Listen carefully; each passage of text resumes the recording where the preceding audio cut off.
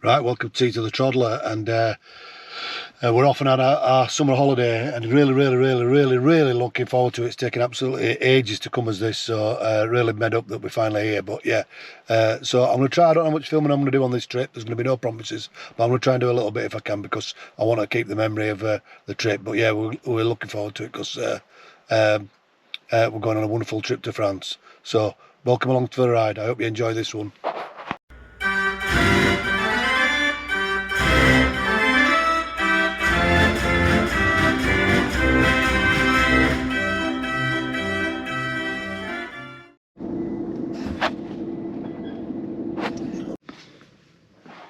Right, we've driven down this morning from Folkestone, caught the Channel Tunnel on the with a car, which was pretty good. It's not my favourite mode of transport, but very effective, only 35 minutes, so really good. And we've just driven south now, which for about 5.5 hours. It's not really been that difficult to drive. It's been a long drive, but not a difficult drive.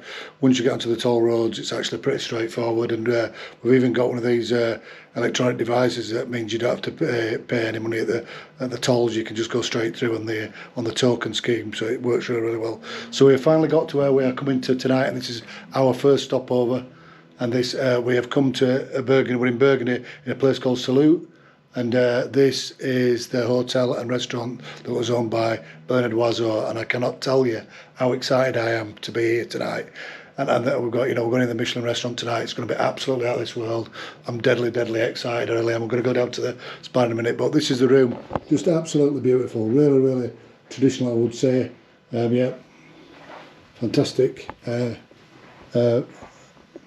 Double bed, well, massive bed, and an absolutely beautiful bathroom.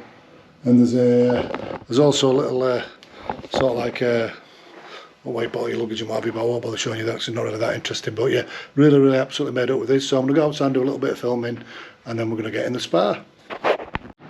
This is the outside of the hotel. Absolutely beautiful, stunning. So this is the front of the hotel. It's quite busy. It's got a bistro across the road. I think that's Bernard Loiseau's as well, but look at this.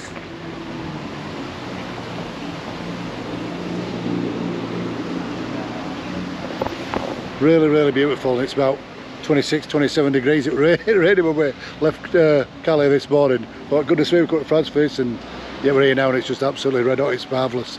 So yeah, time for a swim, I think. Right, so I'm just inside the Côte d'Or now. Look at that.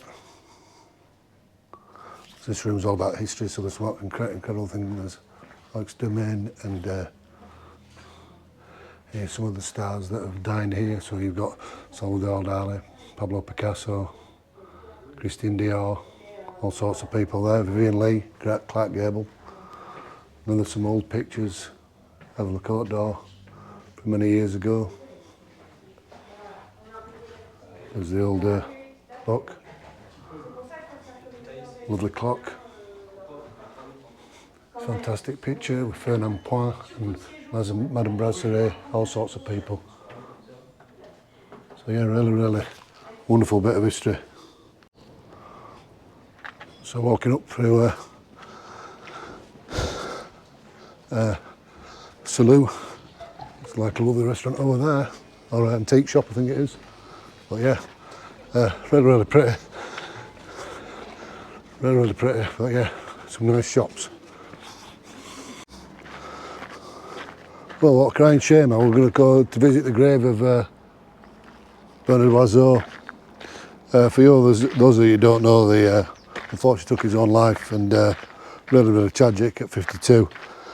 And just goes to show the pressure that these great chefs feel, when they risk at losing a star, and they would talk about it might lose a star, and it's a shame, because I think they get a bit tied up with the fact that they stay traditional and loyal to the traditions. They create these dishes, and then they're on the menu forever. But I actually think it's fantastic. But yeah, it's a real shame that.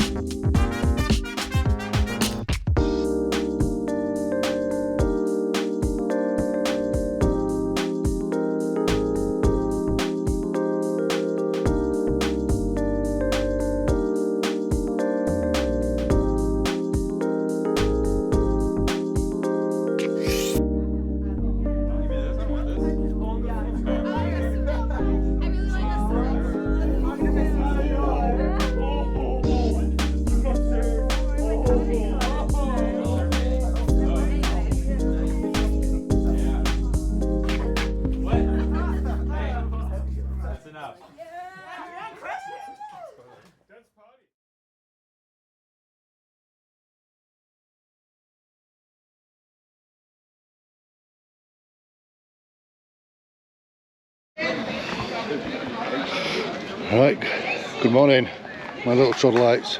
So yes, we are finally arrived at our destination at our villa last night in Les Îles sur le Sorgue, and we are at the Sunday market. This Sunday market's incredible. It's apparently one of the biggest in France. It's got like an antique market, it's got a food market, and yeah, it's all pedestrianised, roads are shut, so yeah, really looking forward to it.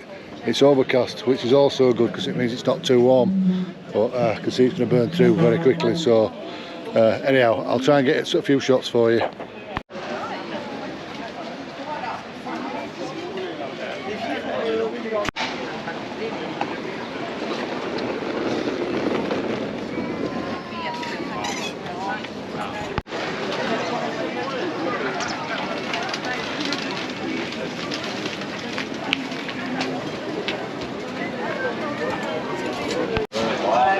So we're just wandering through the market now.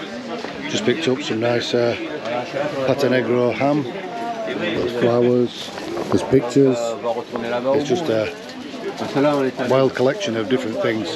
Very busy, and it's only still early, but having a fabulous time. Don't think it gets any more French than this. Right, we're up to now. It's a fabulous time. We bought us bread, we bought us olive oil, we bought us Côte de Boeuf. We've got a really nice bottle of Pavilion Rouge to drink later on. So we're around the market. We've come to a very, very special place here, because this is allegedly the place where Keith Floyd used to have his restaurant when he lived in Les Îles sur le Sorgue. So this is it. The Trot Cafe. Looks quite normal. Well, understated, let's just say. But yeah, can you imagine dining there with Floydie serving on it? It's been absolutely out of this world. So tonight's meal is going to be a homage to Mr. Floyd. Thank you for bringing me here. It's the main reason I came. Right, so that's the Sunday market. It's going absolutely fabulous. Loved it. Sun's just coming out now, so how beautiful is that? So we're now just off to the supermarché just to get Worcester sauce or equivalent of, and some double cream, which seems to be quite hard to find down here. Either that, or they've called it something and we don't recognise it. So other than that, we're looking good, and I think it's time to get back to the villa and then get in the pool. Right, so back from the shops. So I just thought I'd give you a quick look round. So this is obviously the living quarters. We've got the kitchen. I won't bother you with or I'll give you just a right quick look at the bedroom. Not too special in the bedroom, but functional nonetheless. And then we've got a nice shower room and what have you, so that's basically the inside. And then outside, I'm just going to jump in this now, but it's about 30 degrees I think now, but yeah, so this is the outside. Just fabulous. Right outside on this little table last night. But yeah, so we've got that. It's a nice seated area. A nice barbecue and a sort of like plancha grill, so yeah, absolutely splendid. So lovely day so far. Yeah, time to relax now, and then I've got a Côte de Boeuf for tonight and a nice bottle of red, so it should be absolutely brilliant. Really, really enjoying it. Really starting to relax now.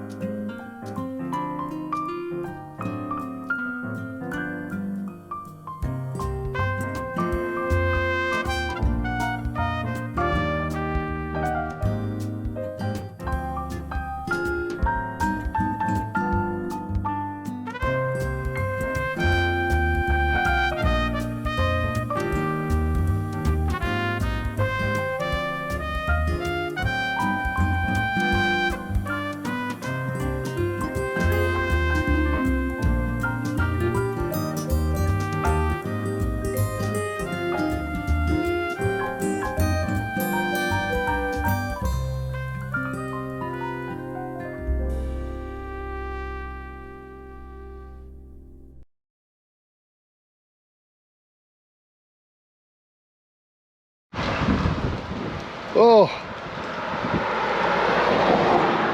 and here we are in a very windy Châteauneuf-du-Pape. Right, just some of the grapes. So we're gonna walk up to the castle of the 9th Pope, and you know, the Pope's brought a lot to this sort of area. Certainly the winemaking is allegedly started by them, so in respect is they could argue France owes them a lot. But yeah, I mean, I've drunk a few bottles of this stuff in my time. The sign of the Cross Keys, which is obviously St. Peter's, another link to the Pope. You know, key, a silver key for heaven, and a silver key for hell and a gold key for heaven. But yeah, so I'm right looking forward to this. This should be really good. And then I think we might have a little drive somewhere else that's pretty familiar to me once we've had a look around here. So a little wine related fact, in Châteauneuf-du-Pape they're very famous for having these pudding stones. They're putting this sort of like Indian basket here, and the pudding stones absorb the heat but also stop the soil from drying out, so really quite important in the characteristics of wine from Châteauneuf-du-Pape. Oh, right at the top of the hill now of a very windy Châteauneuf-du-Pape, but this is the castle of the 9th Pope. Look at the view from here. Incredible.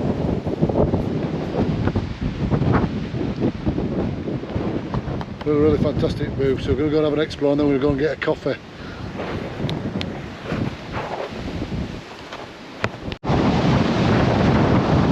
Oh, I'm sat here in the castle.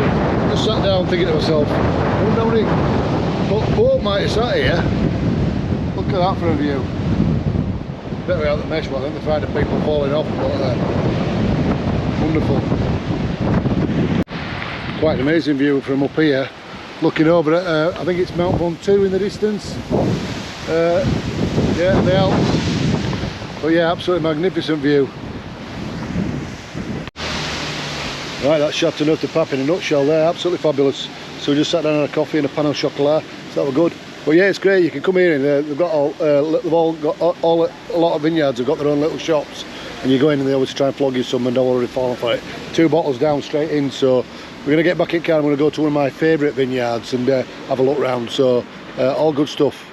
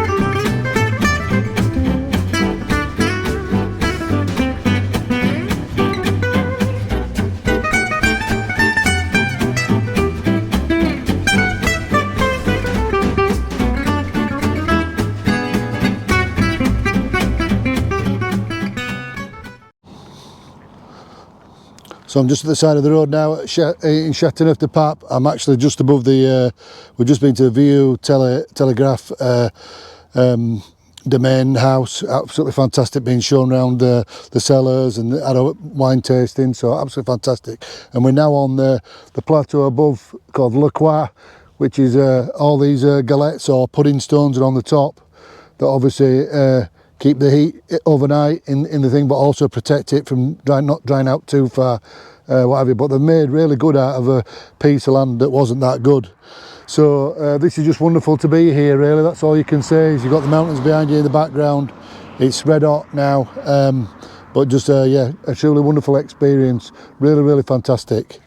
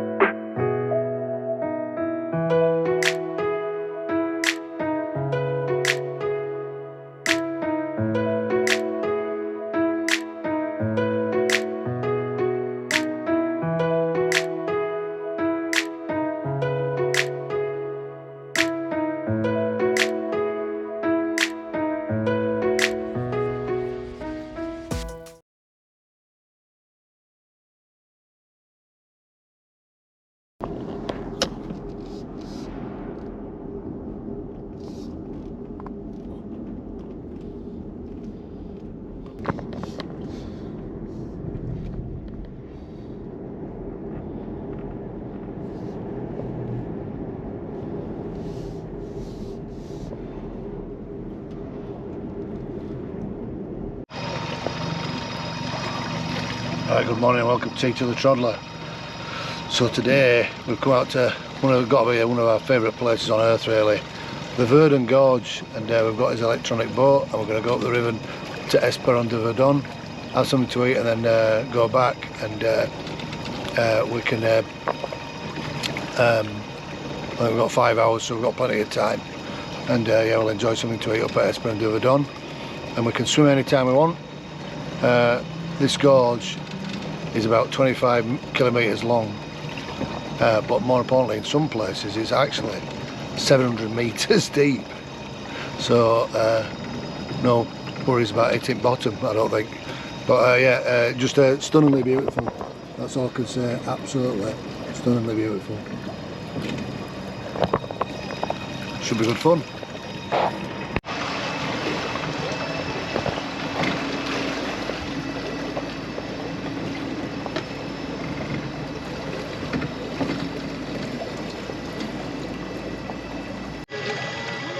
Right, suntan lotion's applied, swimming shorts are on, so we're going for a swim very soon. It's always a little bit cooler at the bottom half of the river than the top.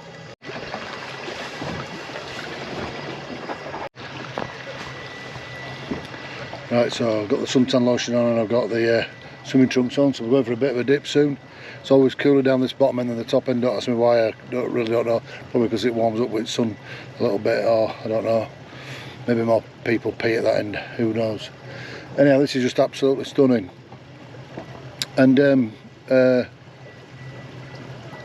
yeah, I was just thinking about yesterday. We had a fantastic day around Chateauneuf-du-Pape yesterday, and obviously it was the castle of the new Pope. And so basically what happened is in 14th century the French king managed to somehow get a Frenchman elected as Pope, and obviously this went down like a lead balloon in Rome, so they actually moved to Avignon, and obviously one of the popes, I think it was, I don't know, Benedict the 22nd or somebody the 22nd anyhow, he decided this castle was getting built at Chateauneuf-du-Pape, but I think he only lived in it for about a year, and anyhow I think passed on to somebody else afterwards, and basically no pope really lived there, but so a big big waste of time, although they've left us with a nice ruin, so that's at least something. But yeah, and then it sort of tossed backwards and forwards, and eventually they obviously tried to move the papacy back to Rome, but then there was one guy who was French who decided to still couldn't decide, so at one point they actually had 2 popes, which obviously confused the Catholics no end, but eventually obviously it settled back down and ended up back in Rome. But it's left a cracking monument in Chateauneuf-du-Pape, and also even Avignon, which we're probably going to go and have a look at either tomorrow or Thursday, so all good stuff. But this is beautiful.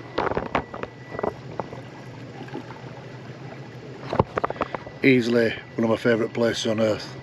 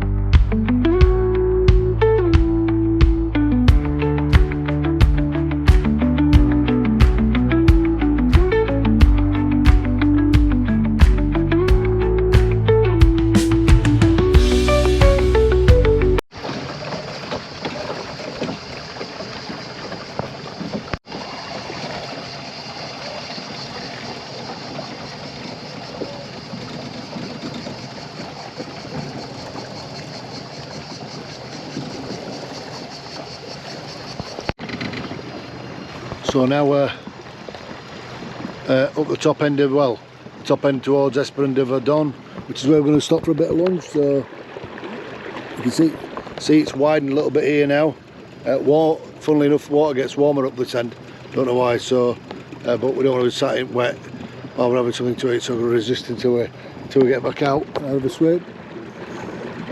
But yeah, very, very pleasant day. I would say this is the first sort of day that I'd consider really hot.